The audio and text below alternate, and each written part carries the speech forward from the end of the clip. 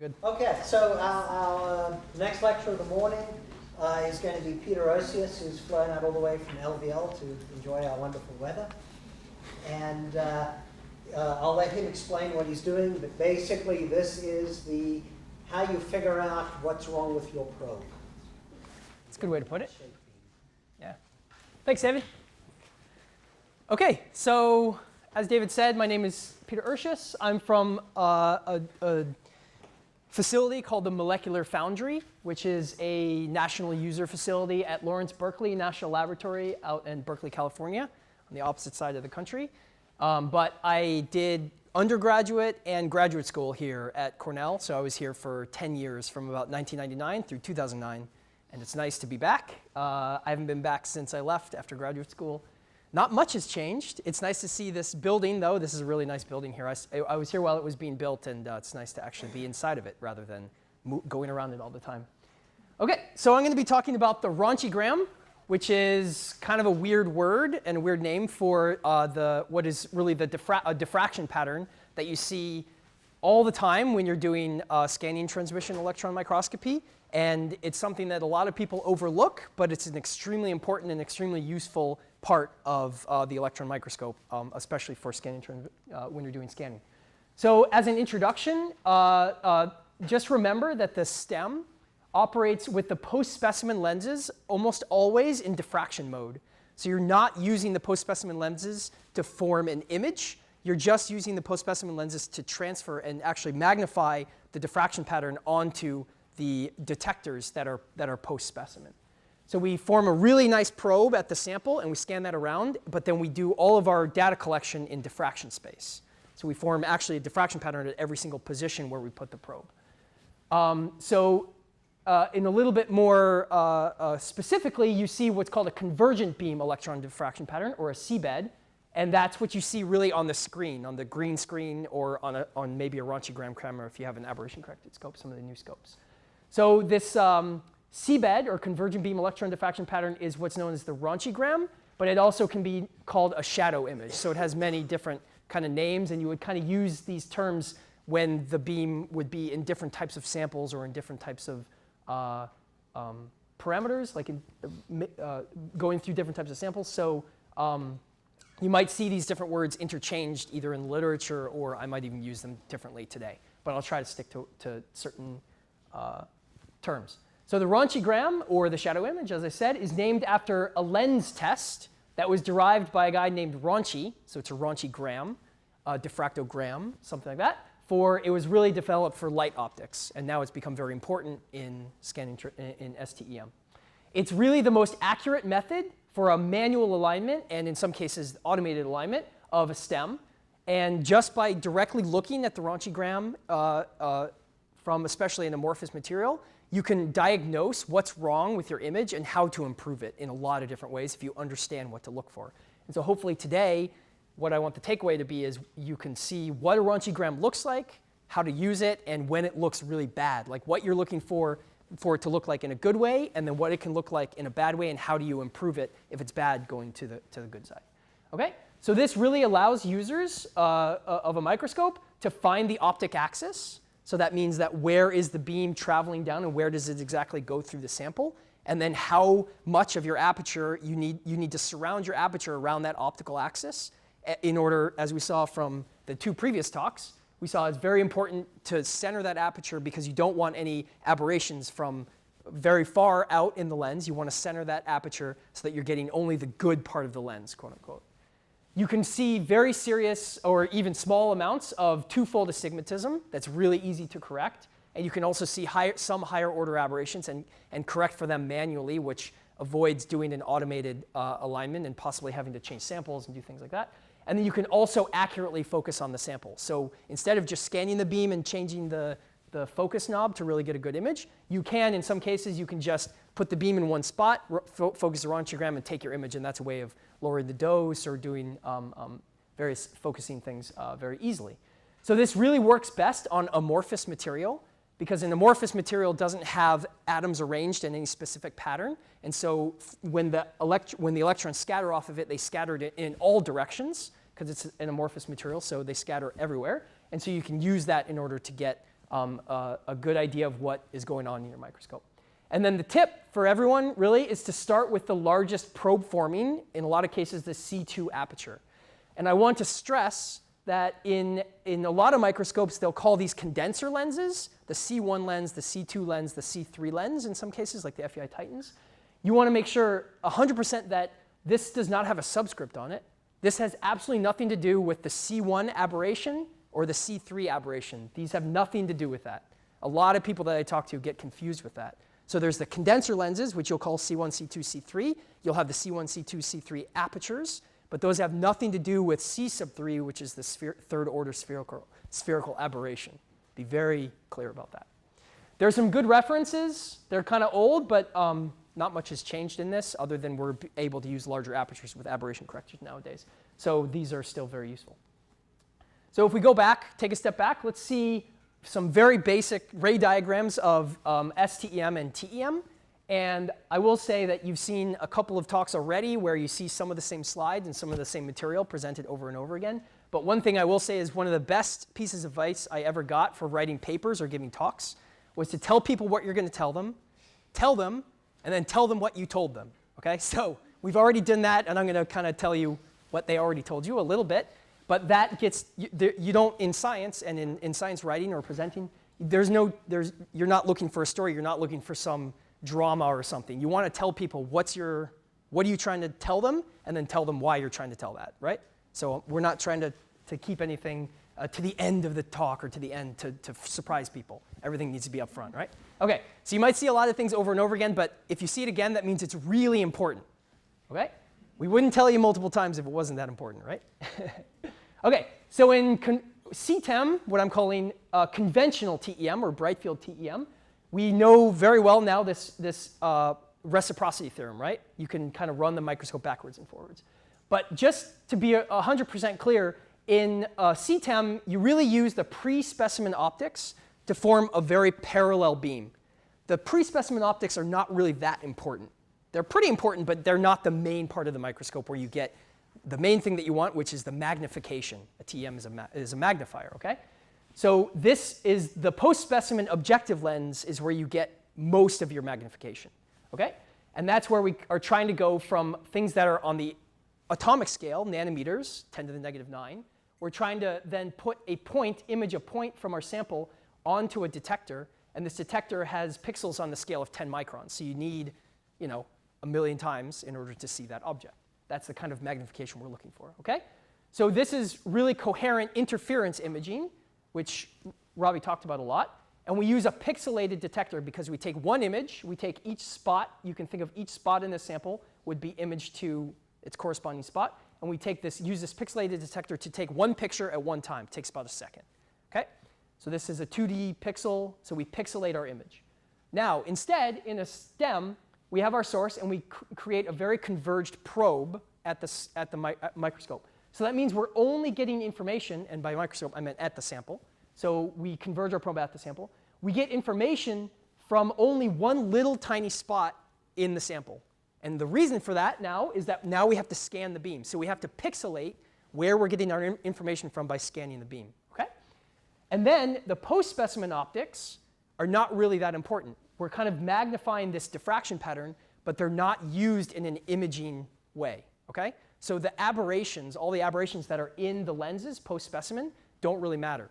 So that's the most important takeaway, I'd say, about the difference between TEM and STEM is which lenses are doing what and which ones are important. So what you really want to focus on in a STEM is the pre-specimen lenses, the converging, the probe-forming lenses, okay? This is where all the action is, and this is kind of important, not really that important. And then, so what you really get is a diffraction pattern, and so you change the camera length, you change various things, but you're really just trying to sum where the electrons are scattering at different angles in your diffraction pattern, and that's where you're building up information in your scanned image, okay?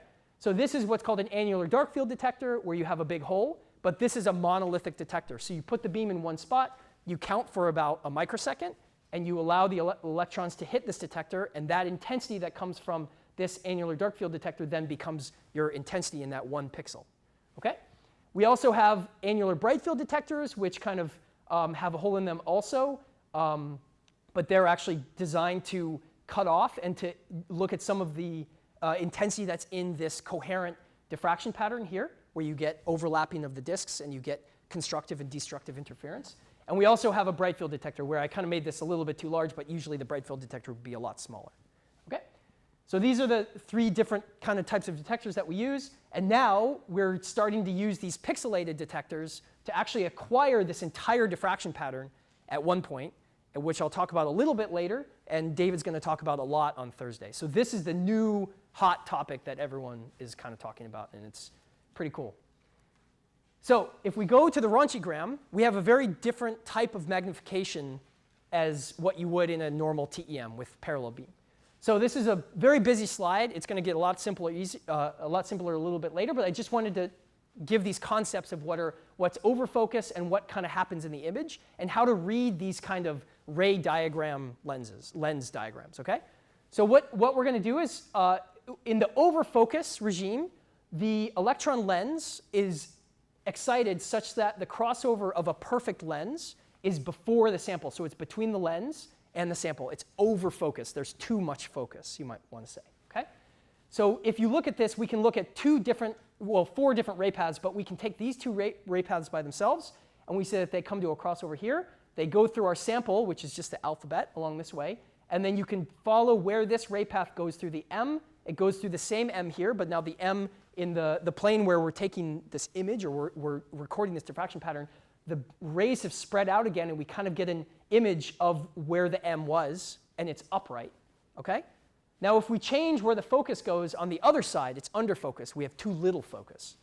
We can see that these 2 rays on the top go through, and they come out the other side, but now the O, which was before on kind of closer to the optical axis, is now further from the optical axis. So now this image is flipped upside down, okay? So this is a little busy, but it kind of gives you an idea of how to read these kinds of diagrams, okay? So if we simplify that a lot, okay, what we're looking at in the Ronchigram, which is this diffraction pattern, we can see that if we have a very simple sample where maybe we have an interface between material 1, material 2, and we have 2 holes in those samples on both sides, okay? We take these rays, and they pass through this hole, so we magnify this hole on the other side, right? And this material on this side, all the rays that kind of go in this kind of path end up on this side of the image, the diffraction pattern, okay? And now if we look at the sample on the bottom, which is the red material with a hole in it, we get this red, which is magnified, but it's on the bottom. But you can see that the top of the sample is magnified, but the image is also upright. Now it gets a little crazier if we change to under focus, okay? Now the rays are going through, that go through the blue part of the sample through the hole in that, end up on the bottom, and the red ones end up on the top. So now the image is just flipped, okay? Same magnification. We can see this change in focus is about the same on both sides, and you can just see that the image is about flipped. Well, there's a little bit of magnification change here because maybe I didn't do the numbers exactly right. So now if we bring, what happens though, those are very large focuses. So our beam crossovers are very far from the lens, very far from the sample. Now if we start coming very, very close to the sample, what starts happening? Our rays now are much, much closer together. We start getting more and more magnification in this diffraction pattern, or the Ronchigram, and now we can actually get towards a point where if we had a perfect lens and we put this right at the sample, you get quote-unquote infinite magnification.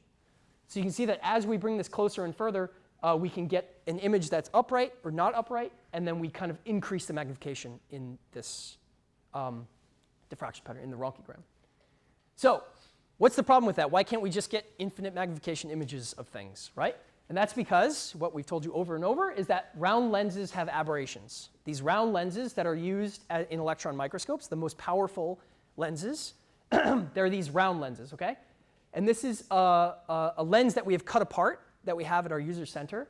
And so here you can actually see the inner workings of a lens, which is really cool. So these are the coils here on both sides. And what a round lens is it's just a coil of wire that's spun around and around and around. And that's a solenoid, basically. And it creates a very strong magnetic lens, a very strong magnetic field at the very center of the lens. This lens is probably about this big. It's a very old lens that we cut apart. Nobody really cared about the microscope anymore. Okay, so then you can see where the apertures come in. You can see where the water cooling of the microscope is. It's actually a pretty cool demonstration. And you might be able to see here's the very center of the lens, and there's a little bit of a cutout here. Okay? So here is this whole lens here of a top view, and we can see where we cut this out. And now we can see in the center, we see this little tiny tube, right? This is what's called the liner tube. This is if you think of the vacuum system in an electron microscope, this is the only thing that's under vacuum. Okay? And so there's nothing to impinge the electrons as they're passing down the column. It's all evacuated. There's nothing to do. And all we have in there is a magnetic field. That's the only thing that's bending these electrons. There's no lenses. There's no glasses. There's nothing. Okay? Just a few atoms in there that aren't really important of gas, right? So here, you can't really see it on the screen, but there's a pencil right here. So everyone has a pencil, and you can kind of then scale the image to what the size of that evacuated part of the lens is, okay? So if we zoom that up, you can see that the vacuum tube would go here. It's about the size of a pencil lead. That's how small it is, okay? And then electron lenses are so bad, they're so terrible, that we have to use 50 micron apertures of these gigantic coils, relatively large coils, right? And we can only use 50 microns of the center of that big lens, okay? So luckily, electrons are charged and can be focused, okay? Photons, they're not charged. It's very difficult to focus them. That's why X-ray beams have to be billion-dollar facilities, okay? And then electrons are also very, very small. They're tiny. Their wavelength at about 300 keV is about 2 picometers. Atom distances are on the scale of angstrom, okay? So this should be way better and good enough to see through atoms, right? But we know that that's all not really correct, and we'll go through more of why that is. And so I know what you're all asking me is what happened to this cutout? Where's the rest of the lens?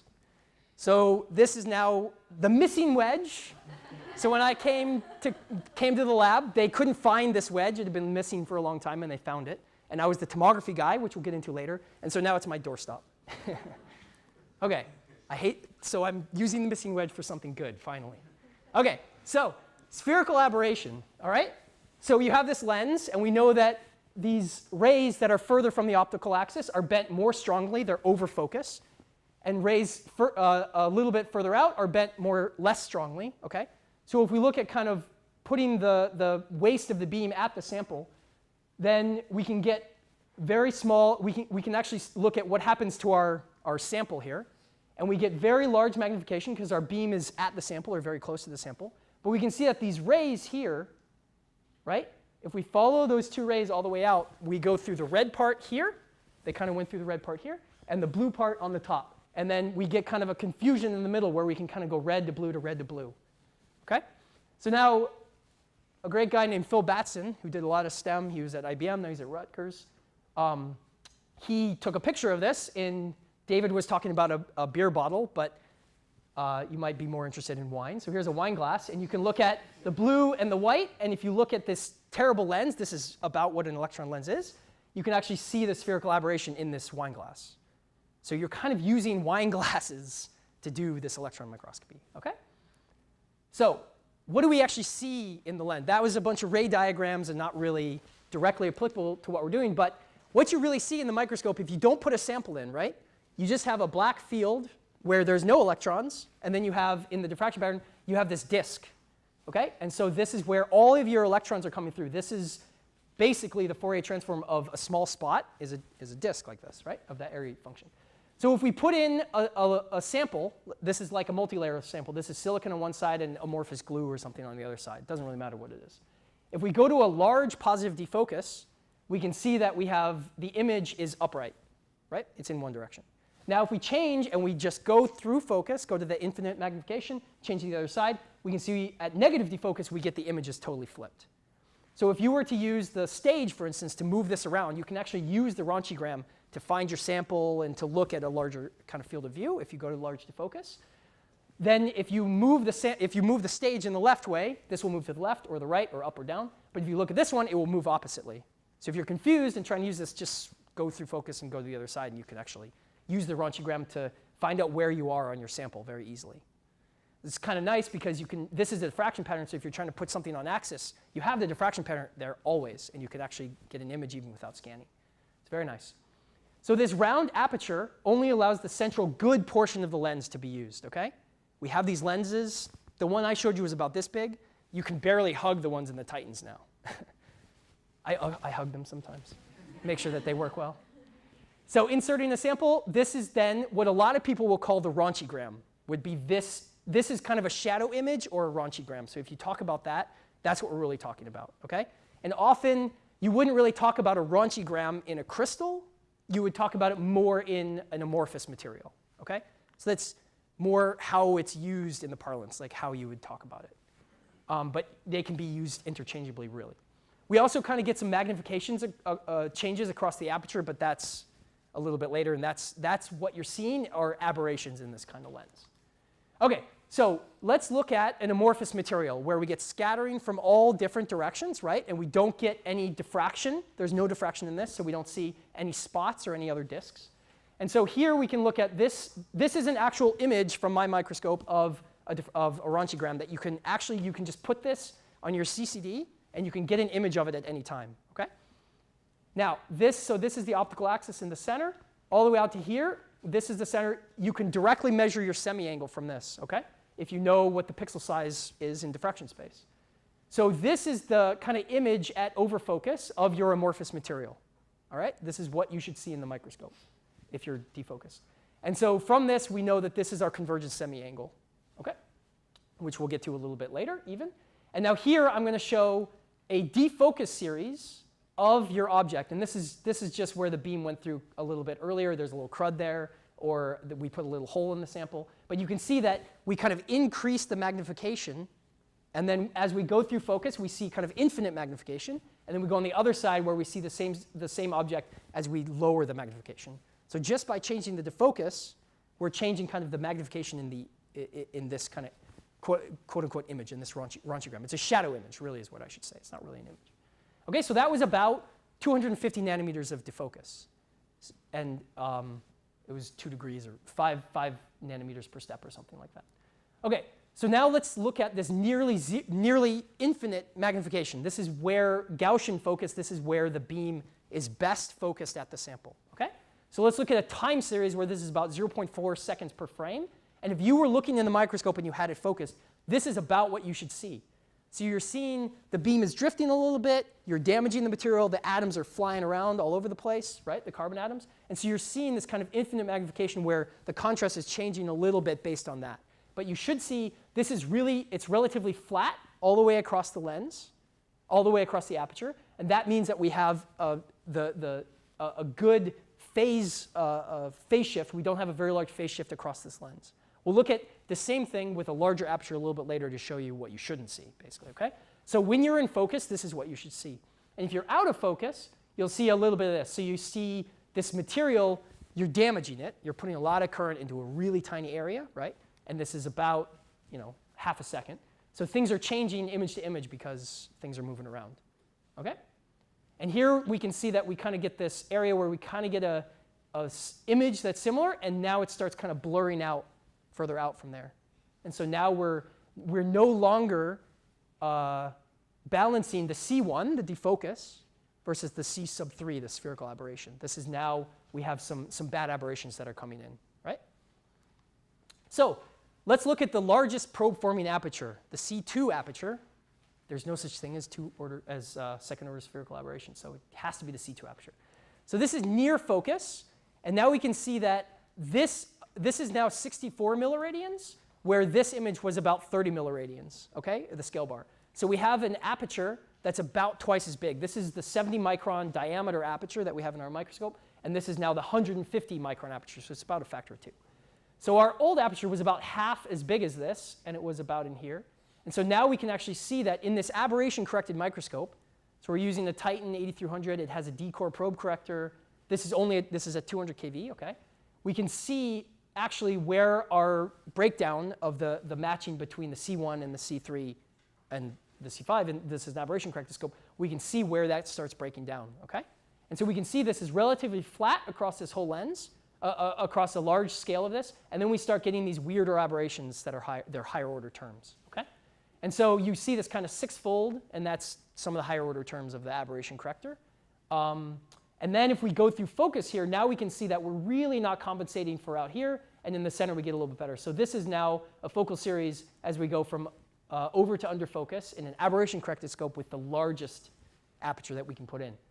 And so now we can, this is the image at about, now we can kind of tell where the best focus is on this. And then we can see on the other side, we start seeing the Ronchigram on the other side. Okay? So here's where we're getting kind of our infinite magnification. And what you want to do is you want to put the correctly sized aperture, you want to put that such that it's exactly centered on the biggest blow-up point, the highest point of magnification where the center of the Ronchigram is. And centering that is extremely important because if you're a little bit off, you're trying to run the microscope at its limit because you want to get the best results you can. If you're trying to run it at its limit and you offset the aperture a little bit, you've got no longer a flat phase across the whole aperture. You've got some weird aberrations on one side, not the other side. That's a really bad condition to be in. Okay? So that's one thing that I see a lot of people screw up in their STEM is that they just put in the aperture, assume it goes the same place every time, but you're going to get a terrible image. So optimizing that is really important. All right, so this is a STEM without aberration correction. Once upon a time, I used non-aberration corrected microscopes. So this is a really big aperture in the TechNI. This is the FEI TechNI. This was from David's talk back in 2006. And so you can see almost exactly the same image. This is a non-corrected scope. But now we can say that kind of under over focus, we can see the Ronchigram and we see where the breakdown of C1 and C3 comes in here.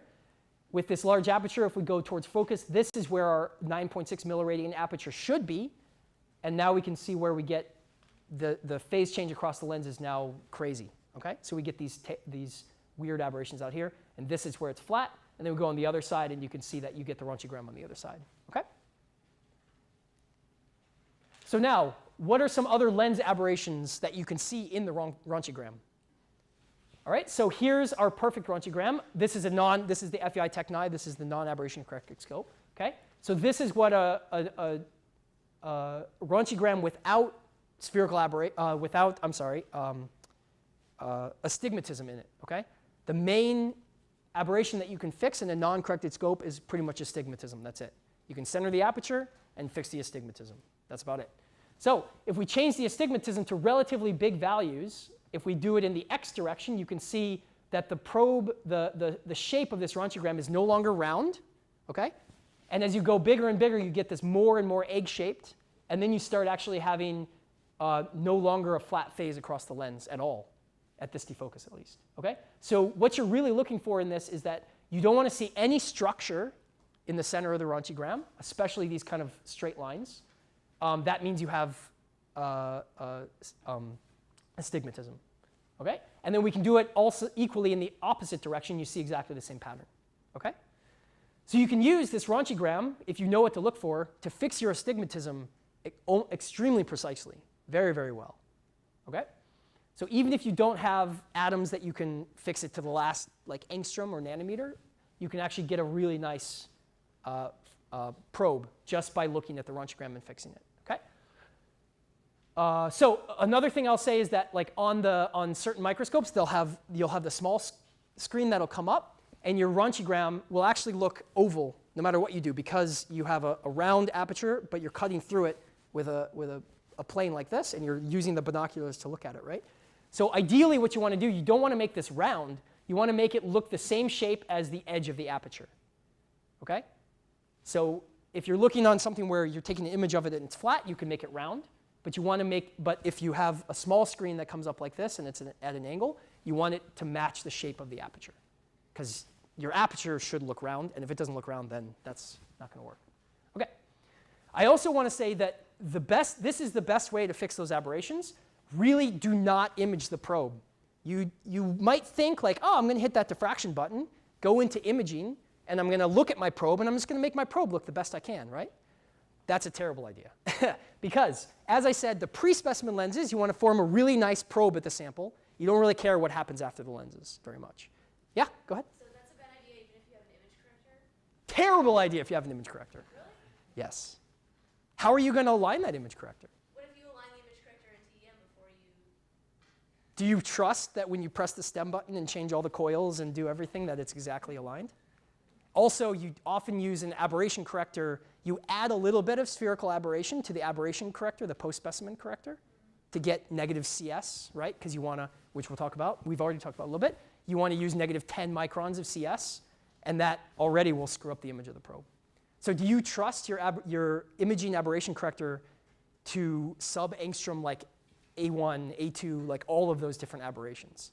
I say no. So you never go. No. Bad idea. Okay? So then you're actually using you're using it in a confocal mode, and you're using the pre-specimen lenses to form a tiny probe, and you're using the post-specimen lenses to magnify that probe massively, right? So you're trying to do two of the hardest things you can do in imaging, right? At the same time, you have to make sure that both of those systems are working perfectly, right? And that's not going to work. Okay? So I'm glad somebody asked that question. I'm glad I brought that up. Okay, so the Ronchigram is your best bet, your best option, okay? So if you image the probe, right? I'll just reiterate this. The aberrations from the post-specimen lenses introduce aberrations into your image of the probe, right? That's exactly what an aberration corrector does. The aberration corrector for a probe corrector goes before the objective lens, and basically you screw up the beam exactly oppositely to how the objective lens screws it up, right? Negative CS, you have negative CS in the probe corrector, you have positive CS, and they cancel each other out. So what you can actually do, I could show you, you should try this on your double aberration corrected scope. Just image the probe and start changing aberrations in the image corrector, and you'll see the probe looks terrible. Or you can make it look really good. You can make your Ronchigram look terrible and make your probe in image look very nice. Okay. So let's look at this second order. It's a second order effect. And so twofold astigmatism, if we give it about 18 nanometers of a value, I'm using the largest probe forming aperture here, which I didn't put a scale bar here, so please don't get too mad. But anyway, one slide out of 50. OK, that's not bad. So anyway, as we change the defocus, we can see it zooming up, and everything looks fine. But right near focus, you can see you get structure where the Ronchigram looks like this, and then it looks like that, right? That's a very small amount. That's actually seems like a very small amount of astigmatism, but for an aberration corrector scope, this is gigantic, 18 nanometers. You want it sub-nanometer for sure. This is very big. And you can see the effect it has. It's somewhat subtle in here. So you really have to be kind of closer. The closer to focus you are, the more the aberrations will show up in the Ronchigram. Okay? And so let's do twofold astigmatism in the other direction. And actually, what's a little more instructive is to not look at the whole thing. Oh, is it not going to do it? OK. Never mind. Usually you can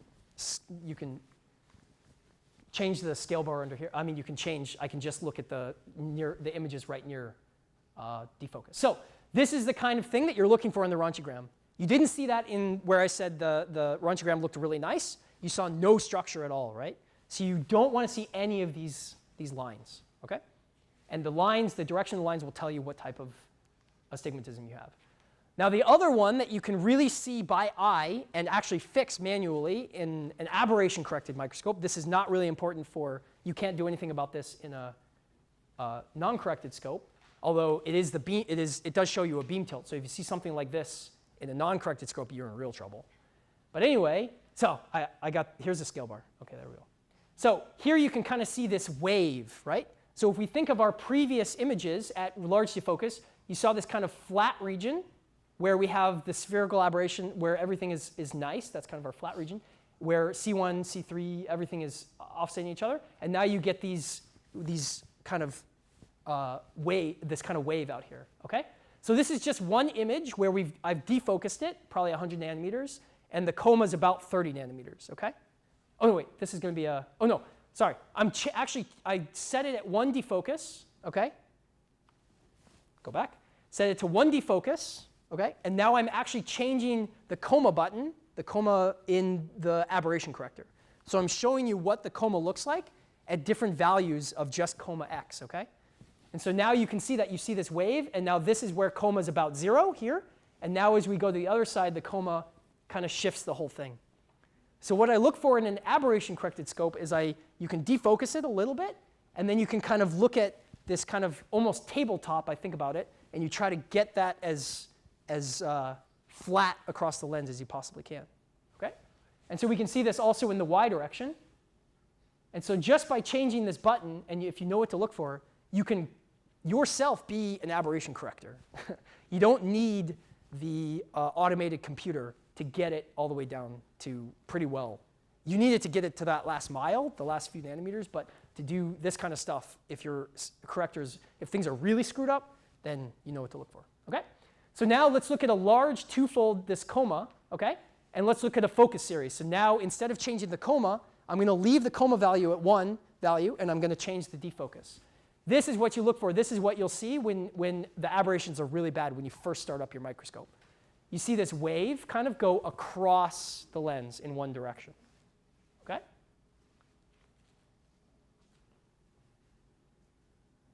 So you're kind of surfing the electron wave there, the aberration wave. And so at delta F, much, much greater than 0, you'll see this kind of thing. Where it's very, very close to 0, you'll see that you get the wave is pretty much right in the center.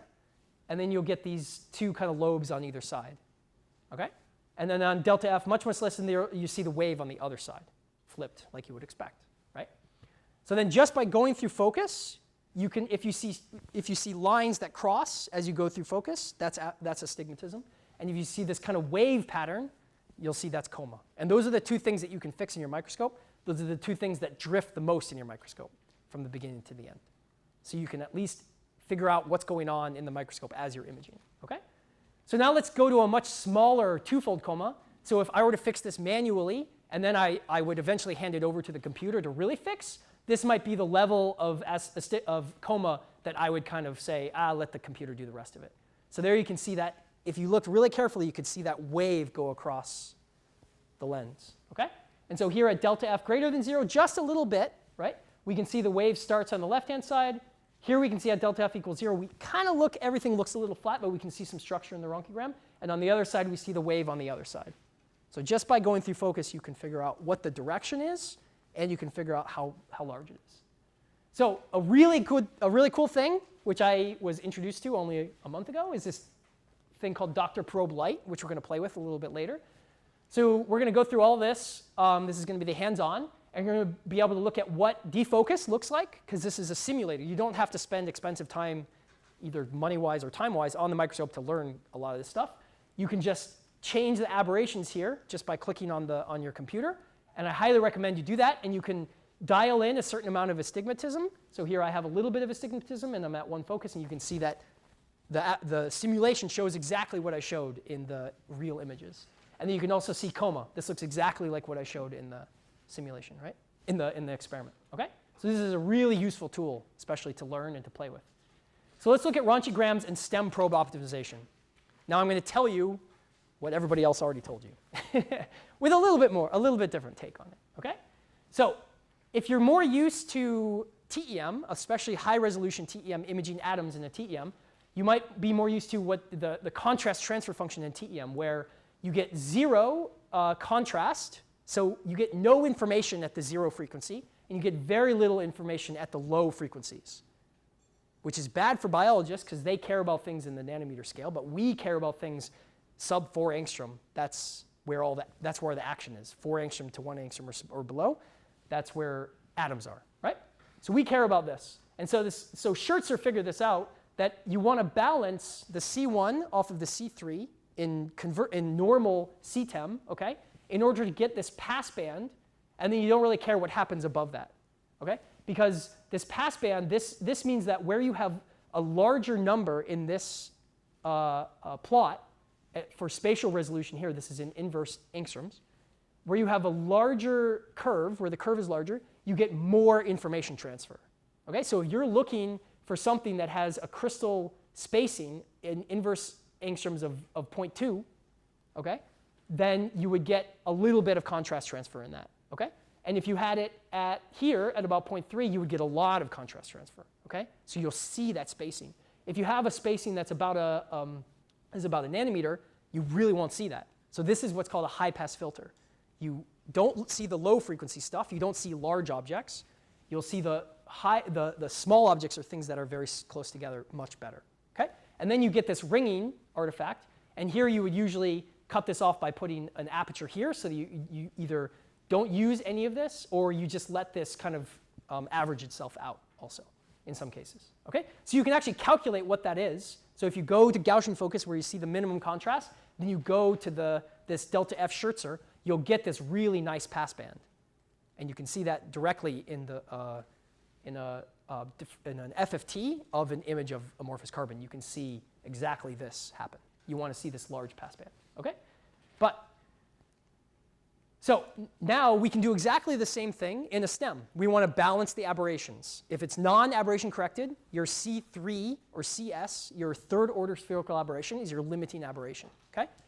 So now we get a change across the lens based on C3 that goes as the angle to the fourth. Okay? And for delta F, it goes as angle squared. So they don't exactly cancel each other out, but they're approximately the same shape of a function. So the shape of the function is about the same, right? It's very similar. They're azimuthally symmetric. And so what you want to do is this is always positive. So we want to set our delta F to be negative or the opposite. And then we can compensate for one versus the other. This is the first form of aberration correction, you could say. So then we set some limit that we're willing to allow the phase to change across this lens, okay? And we set that to a quarter wavelength, which is pi over 2. And that is where you set your aperture. Okay? So you can solve for this maximum convergence angle with that kind of phase shift using this. So we want the chi over 2 to be less than pi over 2. And then we solve for alpha. Okay? So in a non-corrected stem, again, CS is now C3, C sub 3. And a larger aperture, you get less diffraction, but you get more of the aberrations. So a larger aperture is not always better. Sometimes going to a smaller aperture will give you a better probe. Okay? So now the minimum probe size, you can plug and chug. You can type these things in because you can find out what the C3 value from your microscope vendor. They'll tell you exactly what it is. Lambda, you can calculate because you know the accelerating voltage. And from that, you can find what your minimum probe size is. It's kind of the full width half max of that central probe. You can figure out what your optimum semi-angle is, and you can figure out what the defocus is. This number is not really, you wouldn't go to your microscope and look at the screen and turn the knob to give this delta F. You just want to look for the optimum image, and then you will just end up at that delta F. Okay? So the delta F that you see on the microscope is not connected to reality whatsoever. It's really a change from some zero that you have set. I can set that number to be a millimeter. I can set that number to be a meter. And then you just change it from that. So it's really only there to tell you that, oh, this object at this different location, I changed the focus by this amount. Okay? So this number is actually much more useful for multi-slice simulations. You need to calculate this so that you can calculate what your optimum probe is, and then you put that into your multi-slice simulations. But you, by eye, will just find this value. So calculating this isn't really helpful. But these two values are very helpful. So for non-aberration corrected scopes, you usually have either 200 or 300 kV, because otherwise you can't really get very high resolution. So C3 values, these are kind of normal C3 values, and plugging these values in, you can get a Dmin of about 1.5 angstroms, or 0.15 nanometers. If you go to a smaller pole piece gap, you can get it a little bit smaller, and then you can change your alpha optimum angle. Okay? And then for 200 kV, you can see the same kind of numbers. So you should go home and you should do this for your exact microscope. Now, the aberration shapes, as I was saying, these are the aberration shapes. So C10, or the defocus, has kind of an aberration shape like this. It's alpha squared. And C3 has almost the same shape. So you can see that that's why you can compensate for these two things. It gets a little more interesting when you go to an aberration-corrected microscope, because you have now C1 and C sub 3, C sub 1 and C sub 3, are now variable. We can change those. So now we're pretty much limited by C sub 5 or maybe C sub 7. And this value is not really changeable. It's more fixed or minimized as a factory mechanical alignment in a lot of different ways. Okay? So now we have a lot more. We can calculate the optimum focus, the optimum C sub 3, and the optimum probe based on our limiting aberration. Maybe it's C5, C sub 5, okay? And there's even more in these references down here. You can go up to C7, do other things.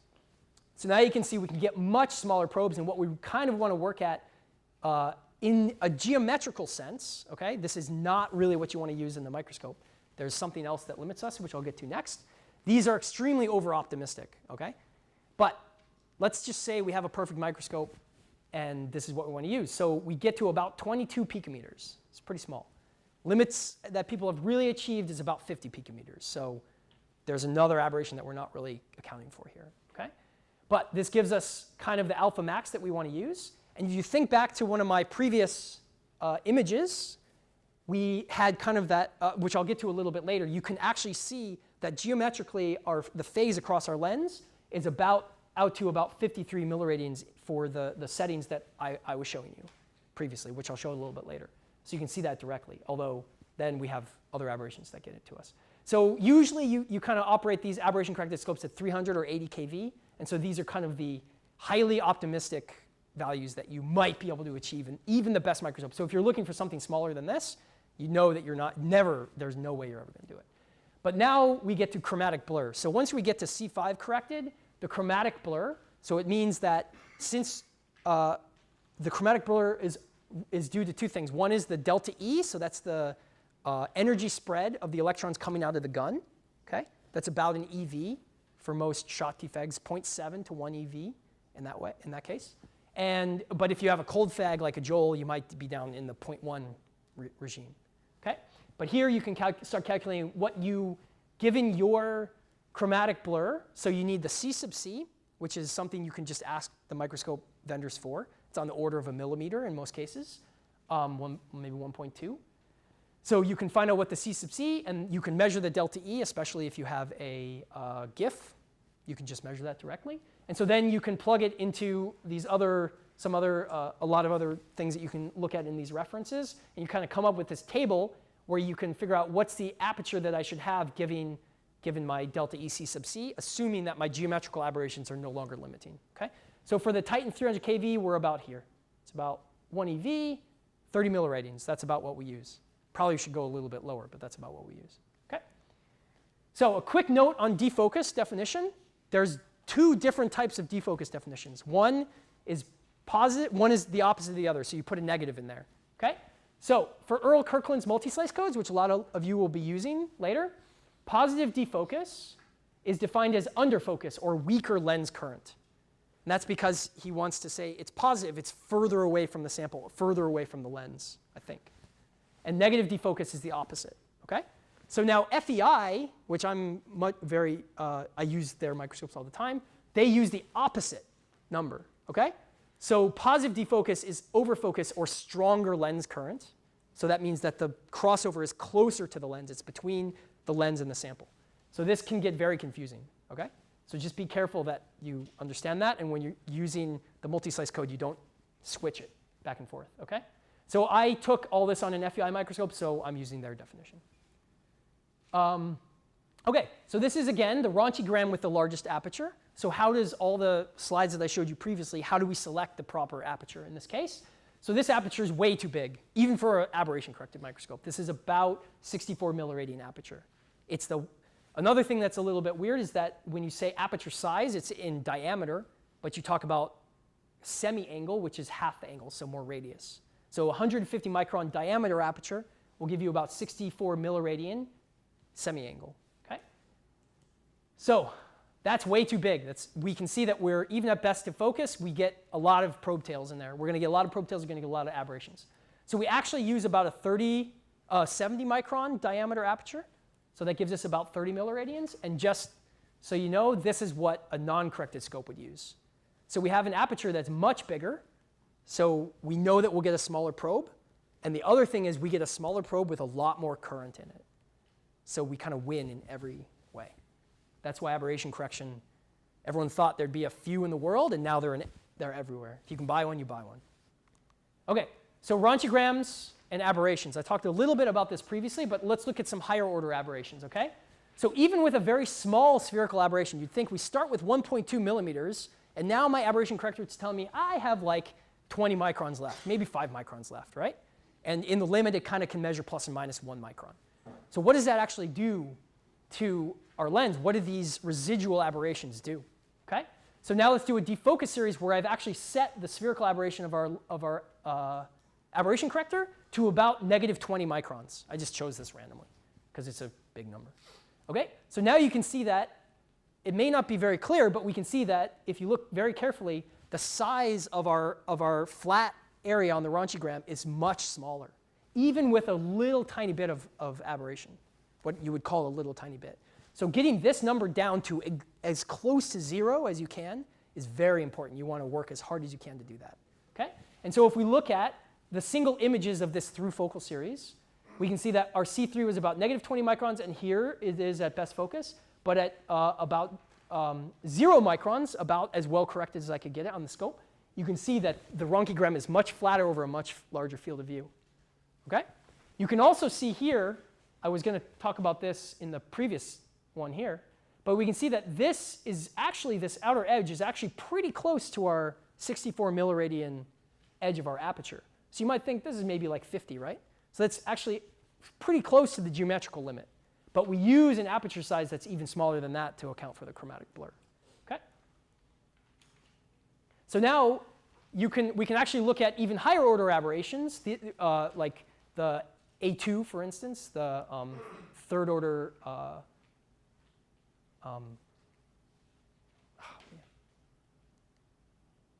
astigmatism, third order astigmatism. So this is a defocused probe that's looking at the shadow image, or the Ronchigram. These are just gold nanoparticles, and it's well defocused. So now if we add some astigmatism, twofold astigmatism, we can see that we get a blur, the image looks stretched across the image along this direction. If we add coma in, then we can see that one side of the lens looks pretty close to 0, where we have no aberrations or little aberrations, and then we get higher magnification on this side. Okay? And then if we have even higher orders, you can see different kinds of shapes. Okay? This is third order, because this is third order astigmatism. Okay? So these are the things that you can directly see in the Ronchigram still. This one's hard to fix by manually, but these two are actually pretty easy, as you saw. So the magnification in the Ronchigram actually has to do with the shape of the aberration function. So it's the second order derivative of the aberration function. So if we take an image of this, we can actually use this knowledge to figure out what are the aberrations in this, and we can then use those. The computer can calculate that, and we can tell the aberration corrector, I need you to change this octopole by this amount in order to fix that amount of this certain aberration. Okay? And so this is what the Nion corrector does. They take images at in a defocus, and they actually just move the probe in some cases, and they move and tilt the probe in other cases. But they just take images with the Ronchigram where they image it through the lens at different points in the lens. That's the key. Different points and different angles of the beam. And from that, you can calculate what the magnification is in your Ronchigram, in your shadow image. And from that, you can get, this looks pretty complicated, but you can figure out what the aberrations are in the lens. So they have a pretty nice paper on this, and you can look at it. But acquiring this defocused Ronchigrams, you determine these local magnification changes across the lens. So you figure out what the local magnification change is. That gives you a matrix like this, and from this matrix, you can figure out what the aberrations are. Okay, so that's what the Nion is actually doing when you press fix my aberrations. Okay? The CEOS aberration corrector is very different. They don't use the Ronchigram method. So there's a problem with that, is that you have to use a very specialized sample, because what they do is they take an image at Gaussian defocus, then they tilt the beam, and they take an image at over and under focus, and they do a deconvolution between those images to figure out, all you get to measure is the defocus change, the A1, the twofold astigmatism, and the angle of the A1. This is also critical. Nobody ever looks at this angle, but that's the thing, one of the things to really look at.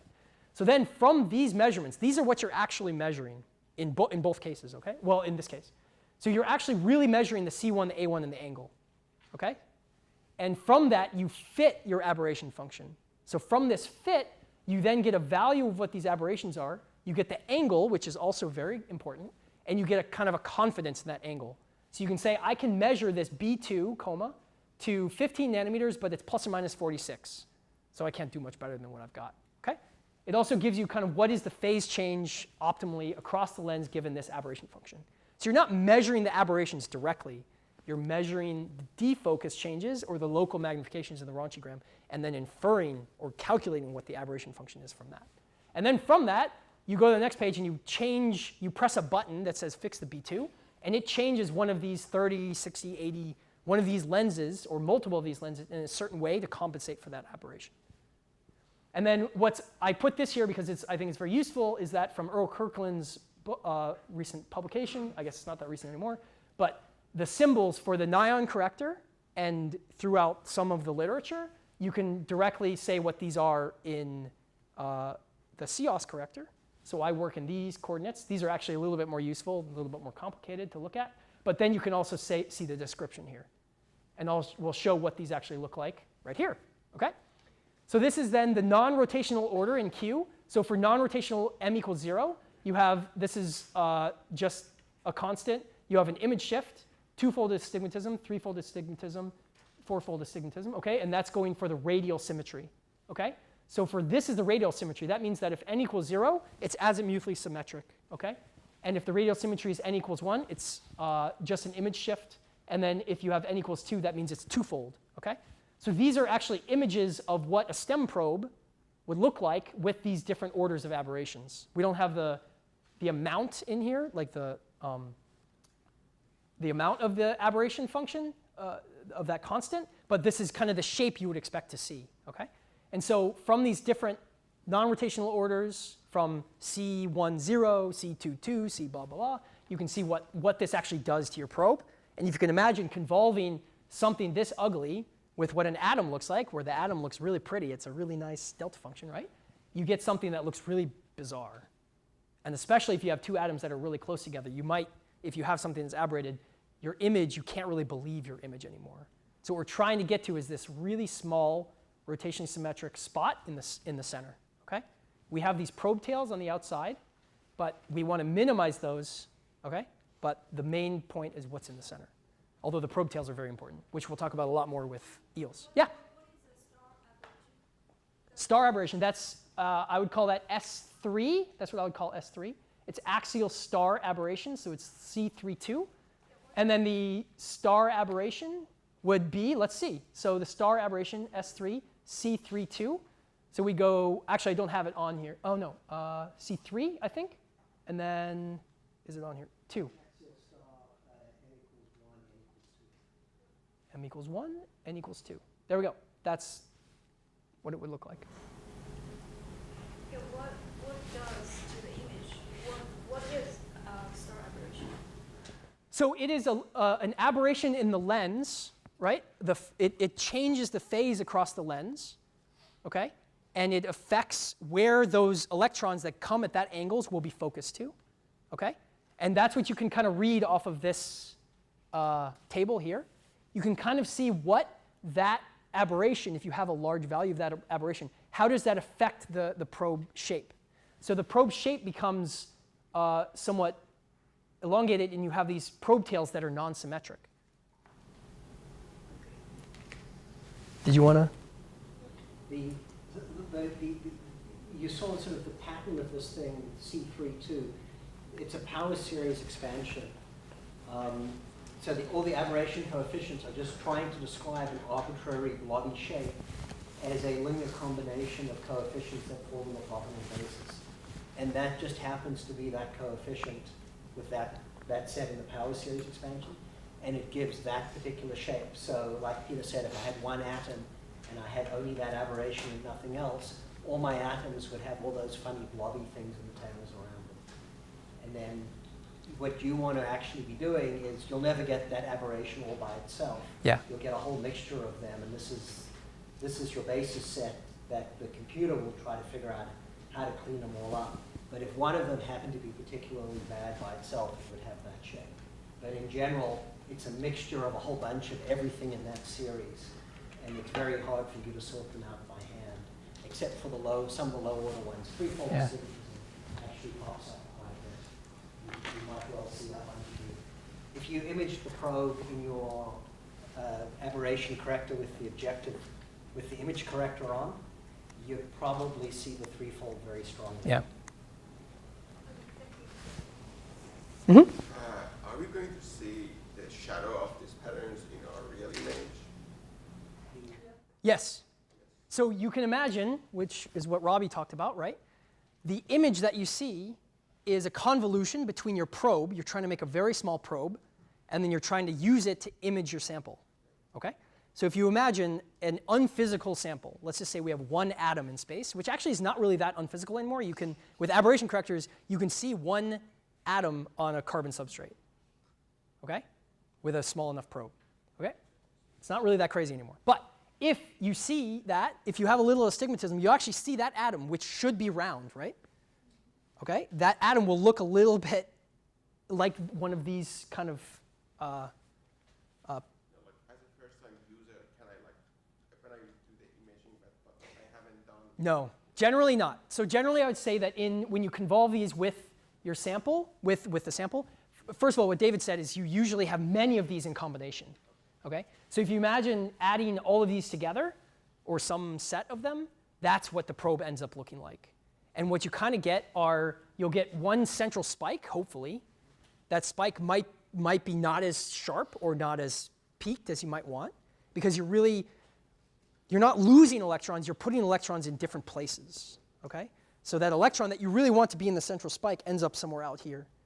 And then that becomes a probe tail, and then you're actually not only looking at the atom that you think you're pointing at, you're also looking at its neighbors, but its neighbors in some sort of weird symmetry.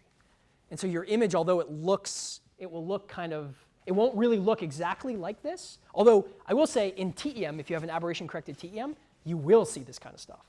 It's a little bit more clear. You can actually see these kind of aberrations a little bit better. But in STEM, having these kind of large aberrations usually just means you don't see atomic resolution very well. One thing to think about is stigmation, right? That was this twofold. You remember this oval that you showed? Right? So if you have a crystal lattice, right? If you have stigmation, you'll get lines. When you go through focus, it'll switch directions. And so you kind of know that's actually a very good signature to tell, okay, now I actually have to correct. We don't have any. We'll have a simulation this afternoon with the multi-slice.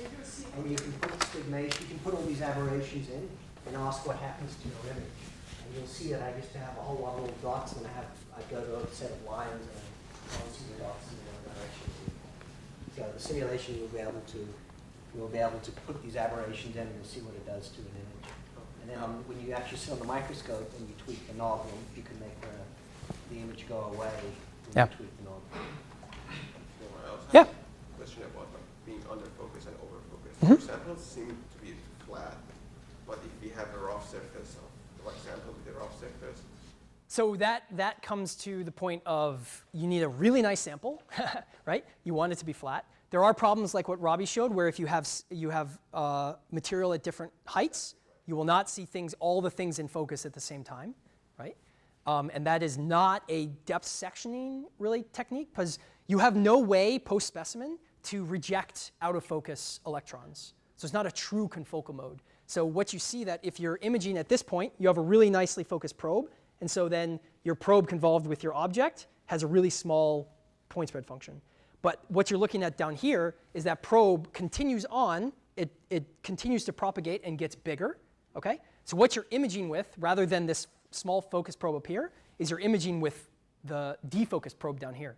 So it's kind of like a disk rather than a spot, right? And so it'll be out of focus, but it's not out of focus in the sense that you won't see it. You just get lower intensity, but the average or the summed intensity in the whole image will be the same for that focused and defocused object.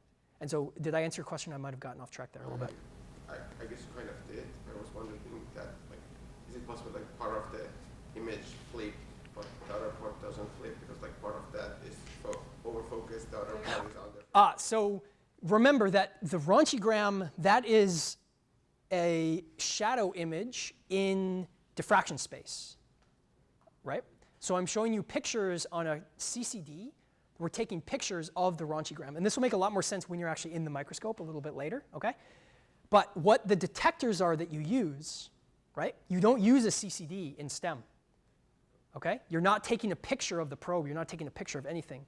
You use these monolithic detectors, okay, that are round, usually round, symmetric in some way, The ADF, annular dark field, is annular. It has an annulus, so it has a hole in the center. It lets the center beam go through, and it only picks up those electrons that are very, very far away from the center Ronchigram, from the center axis, right? So those are the electrons that came very close to a heavy object, scattered elastically, and almost get lost in the column. They're going to very, very high angles, okay? So what you do is you take your STEM probe, you put it at one point, and in the other side of the microscope, it's still in transmission, right? You are summing over the diffraction pattern that you are creating at every single one of those points. So the high angles, that is where the elastically scattered electrons are, okay? But you don't care that one went here and one went here and one went here. You sum all of those because you don't really care about that direction is not as important. It is in some cases, but not for these kinds of imaging modes. So you just have to remember in STEM, you are always you're summing over the diffraction pattern. It's a summation. And the reason why we used to have to do that, except for maybe in the last year, we don't really have to do that anymore, is that CCDs operate on the scale, in the best scale, on the millisecond, maybe. Frame rates of 30 frames per second, maybe, right? Now we have direct electron detectors that can run in 2.5 milliseconds or even faster than that, right, in microsecond. So the STEM probe, in order to get a 1K by 1K image, you have to scan over that whole image, right? And if you stay in every point for a millisecond, that will take a very, very long time. 1K by 1K times a millisecond. We use microsecond generally. So you have to have a detector that's fast enough and sensitive enough to sum the electrons and give you some sort of contrast in the image. So the image is not formed by taking an image of the Ronchigram. The image is formed by summing over different regions of that Ronchigram. Okay? I'm going pretty long here, right? Yeah, okay. I'm pretty close to the end here. Okay, so this is what a Ronchigram would look like in a crystal. So this is where, to me, Ronchigram, the word kind of breaks down. I usually call a Ronchigram something that's in amorphous, and I am kind of only looking in the center here, but we really should talk about this, okay? So this is more a convergent beam electron diffraction pattern, CBED. That's what I would more call it, but we can still call it this.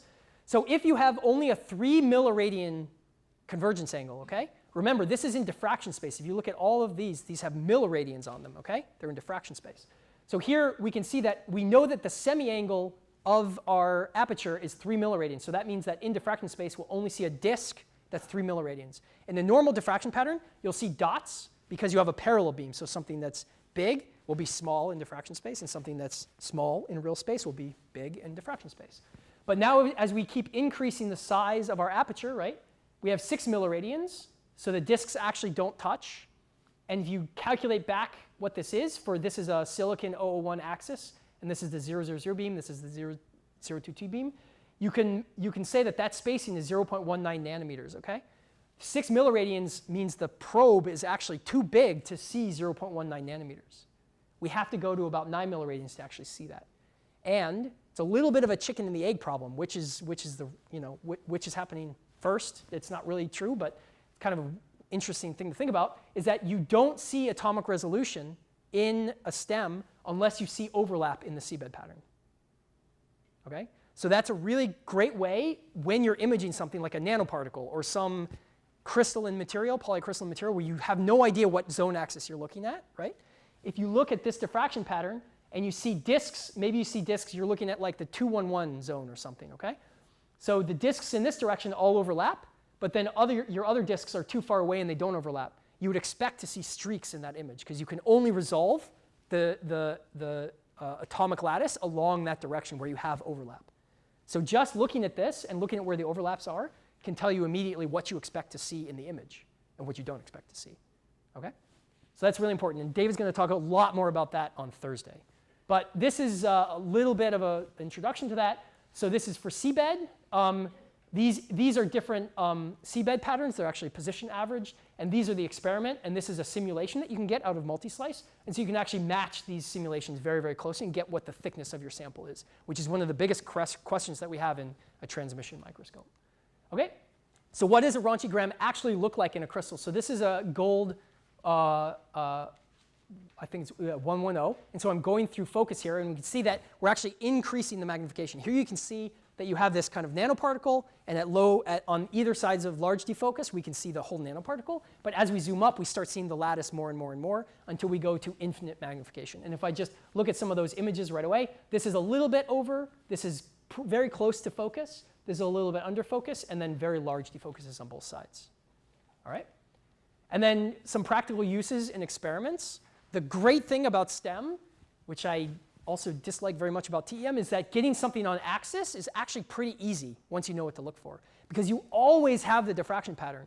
Even when you're taking an image, you have the diffraction, but you look at it all the time. Otherwise, you have to hit the diffraction button in TEM, and then you have to tilt, then you have to go back, and then recenter, and then and do that ad infinitum, right? Here you can see exactly what's going on, and you can get a really good measurement, actually, of where that is, okay? So this is a far off axis, and it's a really thick sample, but it's very far off axis. So your goal is to get the center of this axis, zone axis, onto the center of your seabed, of your Ronchigram, of your aperture, right? And that's what it would look like when it's on axis. So what you're looking for when it's on axis is you want it to be as symmetric as you possibly can get. Even a little bit of tilt. Remember, you can measure exactly what this distance is because you know what the size of this aperture is, right? So we know that if this is 10 milliradians, that's about half a degree. So you know you have to go about 1.5 degrees here. So you can measure it immediately. You don't have to guess anymore. You know exactly what it is. And so there's software like this where you can actually give it a diffraction pattern. You can click in the diffraction pattern, and it will tell you exactly what the angles are that you want to go to. So then you don't have, you can do it blind. You can just type those numbers into the microscope. Okay? So some of those things kind of exist, and they're very, very useful. You can also measure the convergence angle. So if you don't know on your CCD what the pixel size is, or in milliradians, you can use a known crystal, and you can measure, you know that this is the Bragg angle. So from the 0 to the center of this disk is the Bragg angle of that crystal. And then you can use just a simple ratio in order to figure out, because you have 3 knowns and 1 unknown here, you know what your alpha angle is. So your alpha angle is actually half of this A value, basically. Okay? So you can also get a beam current measurement. That's kind of hard in STEM in a lot of cases, but you can just take an image of your beam going through a vacuum. You just sum all the counts in that image, divide by the time, take a 1-second image, that's fine. And then you just need to know that every count of your CCD is equal to a certain number of electrons, real electrons, which you can get a measure from. Either you can measure it directly, or you can ask the who gave you the CCD, who you bought it from. And so there's, at 300 kV, you get about 3 counts per electron. At 80, you get about 10 for Gatan US 1000 CCD. Okay? So then you can tell that this beam current was about 27 picoamps. Done. So other usefulness of the Ronchigram, I went through a lot of this stuff. So just to kind of sum up here, you can look at very accurate manual alignment, especially in a C3 limited STEM. You don't need to do much more, and you should only use the Ronchigram. Imaging the probe is not recommended. Okay? Initial manual alignment for the aberration corrected STEM. The problem is that takes a lot of time. It takes a long time. The aberration correctors, at least in the CIOS, has to take 30 images at over and under focus. That can be minutes, right? It can take a really long time. So if you get it 90% of the way there and it finishes it up for you, you'll have a lot more time on that expensive instrument to do measurements. Zone axis tilting, we can get the convergence angle, we can get the STEM beam current directly from it. And then just remember that the Ronchigram, or the seabed pattern, everything, this is a diffraction pattern, okay? You can get sample thickness measurements if you compare and directly compare them to simulation. And then you can also do this scanning diffraction. So I think this is a really cool upcoming thing, and Dave's going to talk about this a lot more. So you actually take an image of the seabed pattern at every single position. I'll go through this fast because we've gone way over time. But you can actually take, from this 4-dimensional cube, you have a diffraction pattern that's 2-dimensional at every single position. You can get what the seabed pattern looks like and tells you exactly what the sample orientation should look like. So this is tungsten disulfide, and you can tell we have different grains here. But what I think is really cool is you can actually use these diffraction patterns where we need to sum over diffraction space, right? So we can create these quote-unquote virtual detectors and either exactly make ADF, annular bright field. This is the inverse of the bright field. We can make a different type of annular bright field. From one measurement, one experiment, we can get all these different signals all at once, okay? There's much more complicated things you can do, but you can imagine summing the diffraction pattern in any way that you want. You could sum it over some weird blob that you think would be interesting, okay? Although prove that that gives you good contrast, okay? So you can also, I think what's really interesting is that this is a little bit more phase contrast. It's not really ADF. But where is the information about the atoms in your seabed pattern? Okay? So if you make, you can make, as I said, you can make your virtual detector any shape that you want, right? So let's make it match the diffraction pattern, what we expect to see. So if you sum over only these regions, so where you have no overlap of your seabed pattern, right? I told you have to have overlap in order to get atomic resolution. You can see that we don't resolve anything. There's no atoms in these images, okay? But if we start looking at the single overlap region, you start seeing atoms. And if you look at different, this is a triple overlap region for this image. This is a different double overlap region. And if you take different, if you take the double overlap here, where we either take one or one plus one in the white region and minus one in the other region, you can actually improve your contrast in your images. So this is an extremely powerful technique that's going to change all of this. Okay? All right, so this is the Ronchigram revolution, as I would say. We're going to start imaging Ronchigrams. The problem is your images go from 2 megabytes to gigabytes, to hundreds of gigabytes. And how do you work with all that data is really hard. Okay? So in acknowledgements, thank you very much to these people. I went a little bit quite over time, but anyway, I thought it was interesting, and thanks for the questions. So if you have any more questions, let me know.